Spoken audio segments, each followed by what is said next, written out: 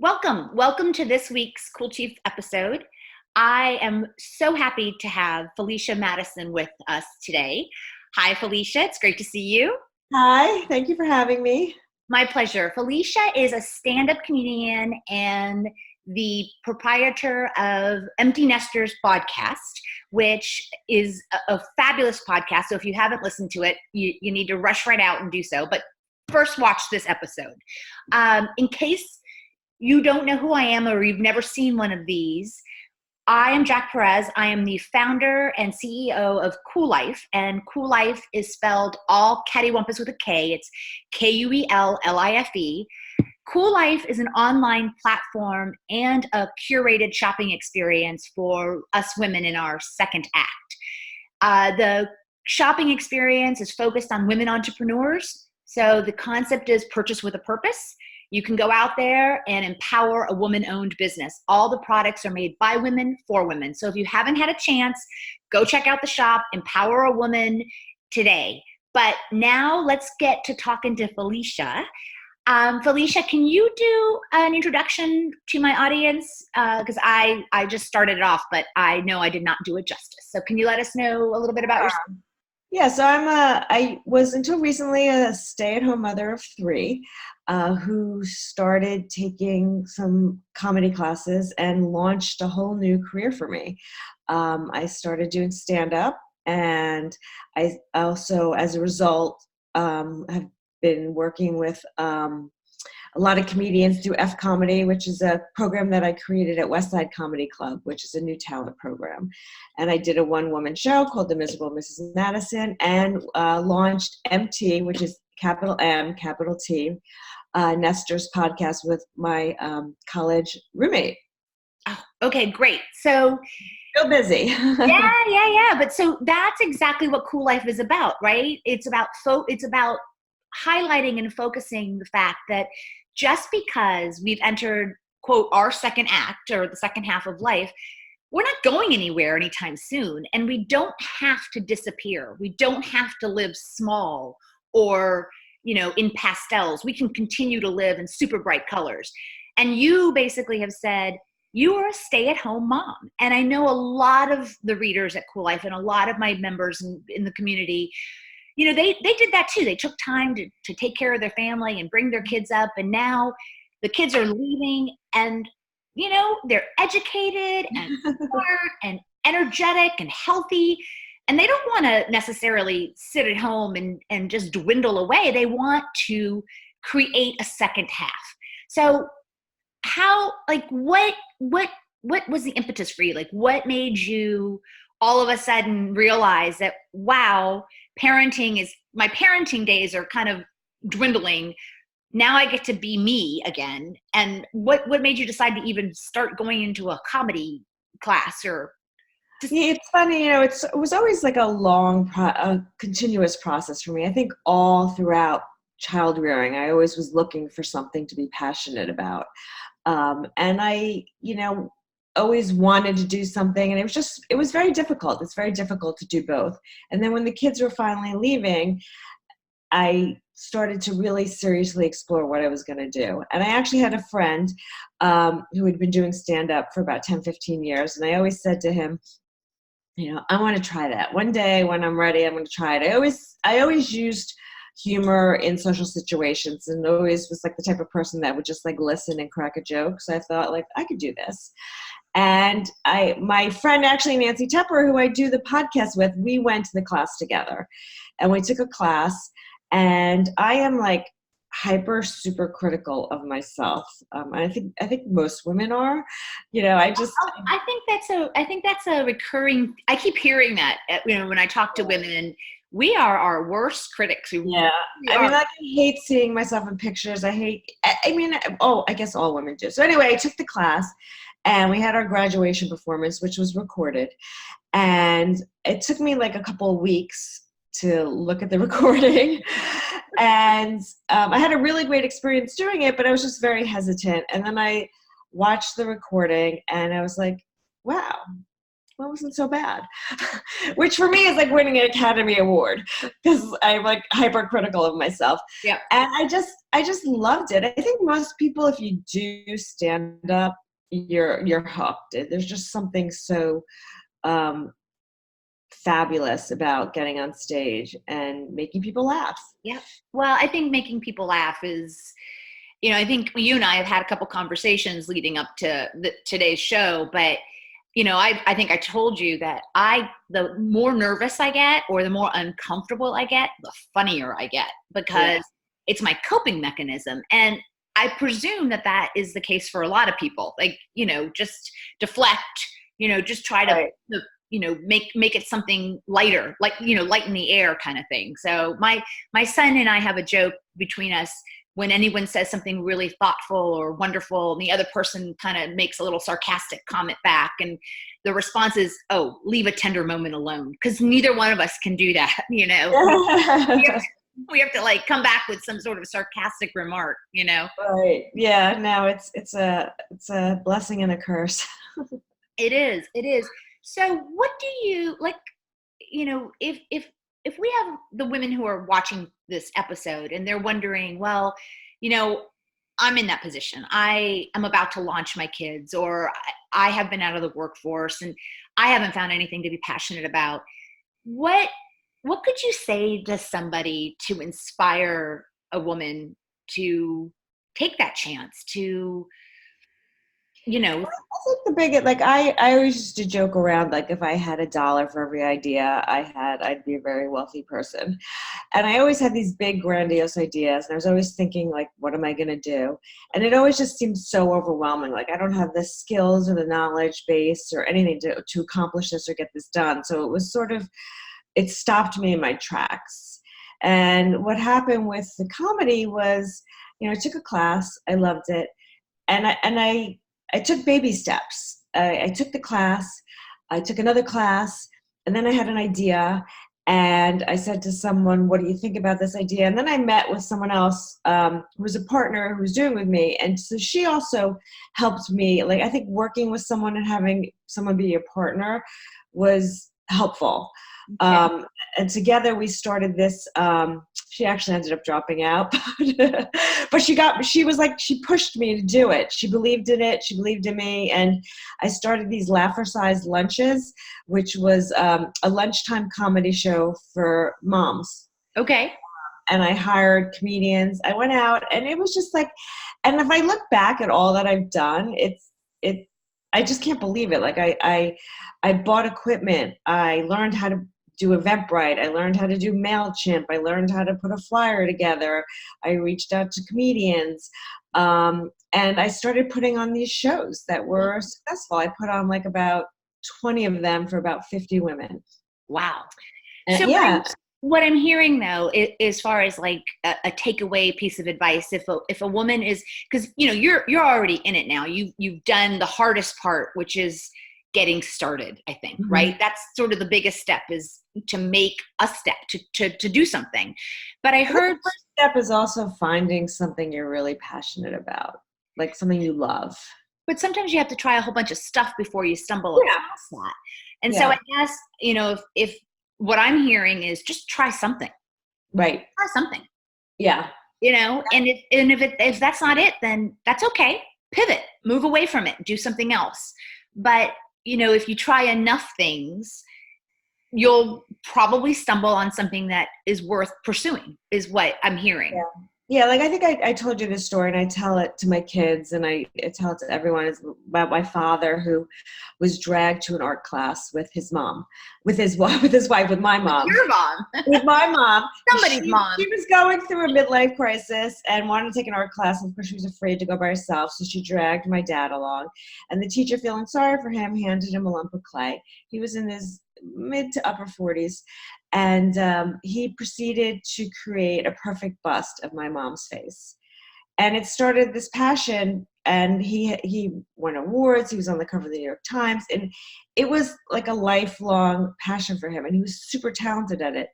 And it's sort of been my model, and the model that I give to my kids and to other women. It's just to keep trying. Like if he was not there, and that was just chance. He would have Right. never discovered this passion. If I didn't take this class, I would have never discovered this passion. I always tell my kids, you're not going to discover passions sitting in your room looking at your phone. You got Yeah. to go out and you got to do. Yeah. So in my early 40s, I was going through a divorce. I was going through like some pretty tough times, and a friend of mine had just started taking Taekwondo, martial arts, and she's like, come to a class with me. And at first, I was like, oh my God, I'm so overwhelmed. I cannot add anything to my plate. And she's like, you get to kick and punch things. And at the time, Sign me up. and at the time, that just, I was like, okay, I'll go. And I'll never forget my very first class. I was working with a third degree black belt, and she was so much faster, right? Because I didn't even have the uniform. I literally was wearing pajama pants. And she Pajama pants. I like how you say that. I was literally wearing pajama pants. I hadn't even bought the uniform, the dobak. And she literally took my toenail off because she was so much faster than I was. She stepped on my foot when she pivoted. And then I'm like, okay, this is for me. Wow. And, 10 years later, I was getting a third degree black belt. Wow. So my point, but if I hadn't tried it, if I hadn't gone, if I hadn't said, sure, why not? I'll try it. Just like your dad. Okay, I'll go sit in the class with you to keep you company. Okay, I'll I don't think my mom gave him a choice. Good for her then, right? Good for her. No, but I really, if people are surprised at what I'm doing, like I love it when people say, I never thought of you as funny, including my mother. But, but it's like I've changed my whole life around, and I've made a whole career around it. And it's been, it's had its challenges and its ups and downs, but generally it's been a really great experience. Do you do a lot of stand up do you travel, or do you do it all in New York? Or I'm just trying to think, like, if someone wanted to see you do stand up, they'd probably have to come to New York, is my guess. I do travel, but I'm mainly in New York. Yeah. And of course I have a website with some little snippets and social media you could see me on. I put a little bit of smattering here and there just to like tempt people to come see more. What's your website URL? Felicia Madison. Okay. That's easy. I think anyone can find that. Yeah. Also, just on the record, I think you're pretty funny. When we've had conversations, I find myself laughing throughout the whole thing. So I think you're funny. And incredibly brave, right? Because to have gone from mothering and parenting 3 kids to throwing yourself on stage in front of strangers, that's a very brave thing to do. And, we all don't have. What? That's what I'm told, but I don't see it that way, but yeah. Okay. People always say to me, oh, you're so brave, I would never do that. But then I have like friends who are lawyers or friends that are business people, and it's the same thing. You're prepared, you work hard, you do what's necessary, you learn your craft, and you do it just like anything else. I think someone that like is a lawyer or a corporate speaker or does a teacher, you're ready, you're prepared, you do it. I mean, it's hard. You have to, but I know people always say that to me, but I don't view myself as brave for doing this. Well, the other thing I heard that I think is a good piece of advice or a takeaway for women, and ladies, if you have any questions about, how to get back out there and finding your passion later on in life, write them in the comments. If you're seeing this in the rebroadcast, we'll get back to you. We'll address them. Don't worry about that. But the other thing that I heard you say is you found someone who you didn't do it alone. Right.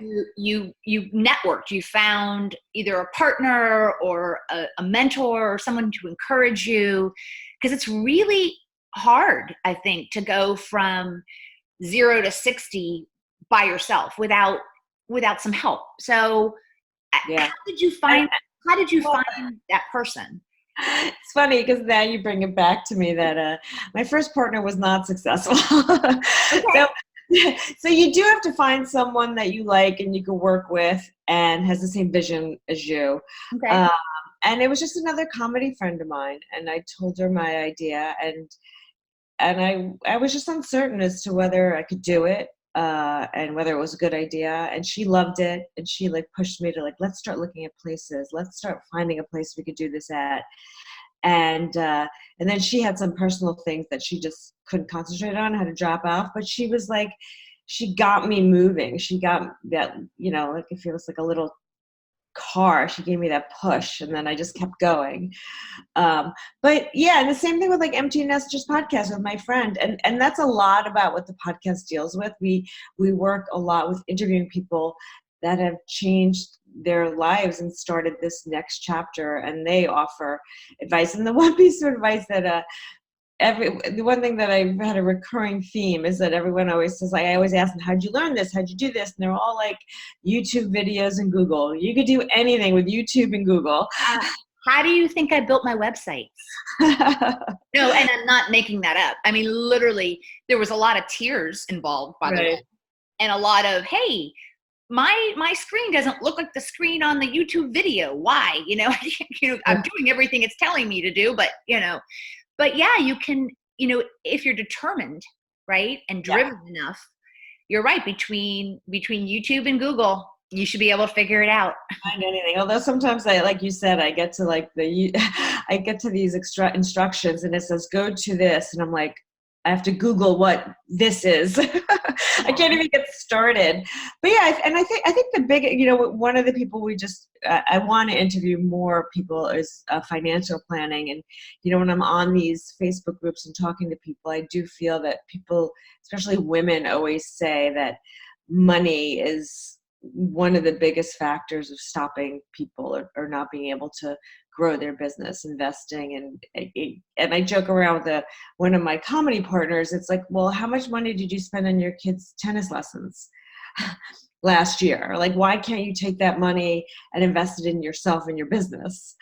We're not good at that as women. No, right? We're not. We're not. We feel bad. We feel guilty. I don't know what it is. Like, it's a hard thing. And I'm still struggling with like the financial aspect of how much money do I put into the business versus how much could come out of the business. And I think you're in good company. I struggle with some of the same things. Now, my business is pretty new. And so the financial model is sort of simple because not a whole lot of money's coming in. So it's not like I'm doing higher level math over here at all. I can count on my fingers at this point. I always say you can have 100% of my profits. 100% of zero is zero. Right, but exactly. I'm glad to share my 100% too, by the way. Well, the other thing that people always say, which I joke about, is they say, do what you love and the money will follow. So I'm doing what I love and I'm just waiting for that money to follow. I hear you from your mouth to the universe's ears because I'm in the same exact boat. And I think that's another good lesson, right? Yeah. Ladies, I mean, honestly, if I know that not everybody has the luxury to do that if you're struggling with a roof over your head or food on the table. I mean, Maslow has the hierarchy of needs for a reason. And if you are fortunate enough though to have at least that stuff taken care of or feel comfortable enough, then yeah, I think what you just said though, Felicia, is spot on. I get up every morning and I can't wait to start my day. And I don't care if it's Saturday or Tuesday or Thursday. I love what I'm doing. I love the women I'm meeting. I love the fact that Kuel Life is all about empowering, us as a collective, and that we're stronger together than we are as individuals. And I'm so thrilled to be doing that. I know the money's coming. I know it is. I can feel it. And I know, but it's a little bit. It's a good thing that you're doing. So the one thing that I've noticed, which is interesting, is that women, I think maybe we're hardwired to be competitive against other women, going back to the, getting the man, like the more, I can't think of the word, but that's just the way we were, survival of the fittest, going back to the beginning. And I think women are getting better at helping one another, but I find personally that men are much more giving of their time and their services than women are. I mean, I can't even tell you how many times I've reached out to some women who are like, oh, I'm really busy with my career and my family and I just don't have time. I mean, a guy wouldn't say that. No, but a guy has a wife at home. But that's the problem. So we have to start Right. making time. Yeah. And Yeah. I think that I felt that to be the case as well in my 30s and 40s. I'm actually finding that women in their 50s are that sort of attitude in my experience thus far is changing. I think The kids are gone. There's no kids at home anymore. yeah, and they're either more established in their career already, or they're wanting to make a change and looking for the sisterhood to help them. And I now hear all the time that collaboration is the new competition, right? It is because we are stronger I together. like that. I like that. Thank you. It's my new saying. I like it. I do too. Now my new saying. You're welcome to it because see, we're collaborating. See? Yeah. Yeah. Okay, Felicia, I have enjoyed Posting our that. pardon? I'm posting that. Yes, Collaborating. I'm writing it down too write because it down. I don't write it down. I don't remember it. Collaboration is the new competition. And I thank you for your time, and I thank you for the lessons earned through your life and the big transition. And what I heard from you is, be brave enough to take small steps, even tiny steps. Just start somewhere. And if it doesn't work out, move on to something else.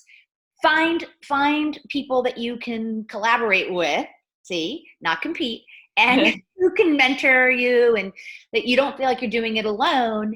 And I think those are all great pieces of advice for transitioning in midlife, because we're all facing it. Everybody, all the women I know that are around our age category are facing the same things. And I think that, reach out and help another sister, because it does come back. It really does. And, last but not least was, let's do something you love. And then the money is going to catch up eventually. And you just need to be a little patient. If not, worst case, you're doing something you love. Right. At least, well, right. That's it. The worst case is at least you're doing something you love. Well, thank you for your time, Felicia. I look forward to meeting you. I'm trying to get up there in November. So hopefully Modern technology, I feel like we're like in the same room. Yeah. Well, I want to come by your studios because I think you had invited me to be on your empty nesters. Yeah. So I look forward to that. And grabbing a glass of wine or something afterwards and chatting. I want to see you do stand up too. So I'll have to figure that out. I'll have to figure it out. So when you're up, you can do a podcast and see me do stand up. I would love that. I'm going to get you on stage with me one day. I am not afraid of the stage, my friend. So don't give me the mic if you want it back, though. That's a problem. Create a monster. All right. Well, have a great day, Felicia. And thank you for having me. See you soon. Thank you.